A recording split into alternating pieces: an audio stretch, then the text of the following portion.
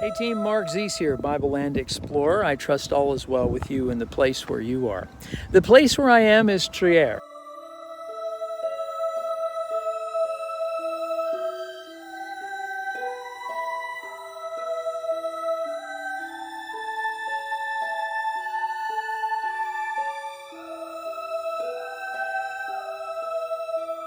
We continue to explore its Roman remains, and right here we have probably one of the most recognizable forms of Roman architecture. That, my friends, is an amphitheater. Amphi has to do with something that's around. A theater, well, this is just a place for people to sit.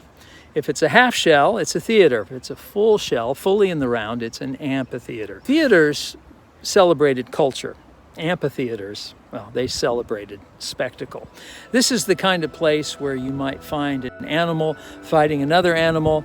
You might find a gladiator fighting another gladiator, gladiators fighting animals, animals fighting Christians, etc. This is the kind of place where that went down. And the amphitheater here at this site dates to somewhere between 160 and 200 AD. That makes it a late 2nd century feature. The construction of this is fairly straightforward. It consists of earthworks that are put down in a circle and reinforced here and there with stone. Of course, there would have been seating areas, but the seating areas here in the grass have been stolen, robbed away a long time ago, just leaving nothing but the earthwork.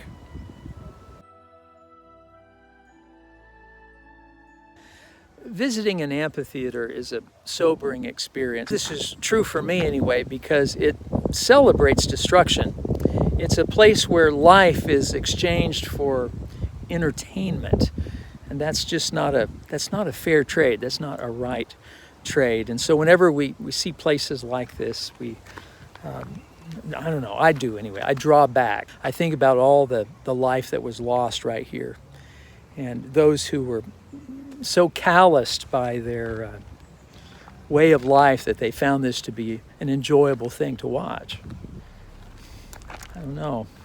Imagine what it would be like to be one of the guys down there getting ready. Down here beneath the floor of the amphitheater, archaeologists found pieces of wood which suggest part of the lifting machinery. The lifting machinery would have raised animals and gladiators from the bowels, the cellars down here up to the surface where they could surprise their opponent. Can you imagine sitting on a bench at one end of a room like this? Above your head you can hear the roar of the crowd. You can feel the vibration of their feet stomping. Maybe even hear the clash of the weaponry, the growl of the animals. You sit waiting. And then a soldier comes, maybe through that door right there, looks straight at you and says, "Go." You make your way down a dark hallway from your cell. And at the end of the hallway, there's a light, a door, just like this one right here. And just before you step out, you collect yourself, you draw your breath, and then put one foot in front of the other and walk out onto the arena floor, the sand underneath your feet. Two sensations must have been overwhelming. The first is sound. Before, the sound of the crowd was dull, but you step out and it's suddenly thunderous, sharp, piercing. People are laughing, jeering, crying, hollering.